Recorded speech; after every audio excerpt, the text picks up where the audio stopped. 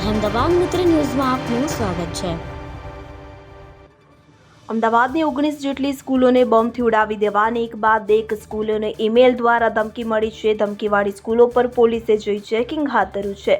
Bomb disposal squad પણ ઘટના સ્થળે પહોંચી તો રશિયન સર્વરમાંથી ધમકી આવ્યાનું પ્રાથમિક અનુમાન છે। દિલ્હીની માફક એક પછી એક સ્કૂલમાં ઈમેલ આવી રહ્યા છે। અમદાવાદનું પોલીસ તંત્ર સાબદું થયું છે।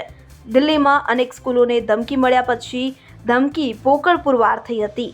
મતદાનના આગલા દિવસે જ અમદાવાદની 19 સ્કૂલને ધમકી ભર્યો ઈમેલ મળતા તંત્ર કામે લાગી ગયું છે। બોમ્બથી ઉડાવવાની ધમકી હિન્દી ભાષામાં મળી છે કે જે મેસેજ ઇંગ્લિશ લિપિમાં મળ્યા છે। એક બાદ એક સ્કૂલ ઉમેરાતી જાય છે। તમામ સ્કૂલોને સવારના 6 વાગ્યા એક જ પ્રકારના ઈમેલ મોકલવામાં આવ્યા છે। અમદાવાદની સ્કૂલોને મળેલા ઈમેલનું કન્ટેન્ટ દિલ્હીમાં મળેલા ઈમેલ જેવું જ છે। આ ઈમેલ તૌહીદ વોરિયરના નામથી કરવામાં આવ્યો છે।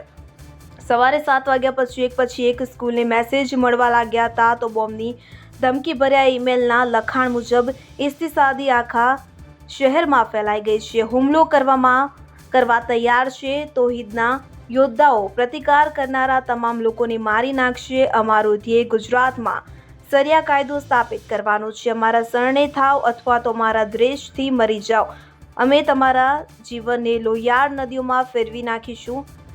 તમને જણાવી દઈએ કે દિલ્હીની સ્કૂલોને પણ આ પ્રકારના ધમકીભર્યા ઈમેલ વારંવાર મોકલવામાં આવ્યા છે। ફેબ્રુઆરી મહિનામાં દિલ્હીના આરકે પુરમ સ્થિત ડીપીએસ સ્કૂલના પ્રિન્સિપાલને આવો જ એક ઈમેલ મોકલવામાં આવ્યો હતો। ફેબ્રુઆરીમાં સાકેતની એમઈટી સ્કૂલને પણ આવો જ ઈમેલ મોકલવામાં આવ્યો હતો। આ ઈમેલમાં સ્કૂલ પાસેથી પૈસા પણ માંગવામાં આવ્યા હતા। खैरियत है, बिल्कुल सही सलामत है।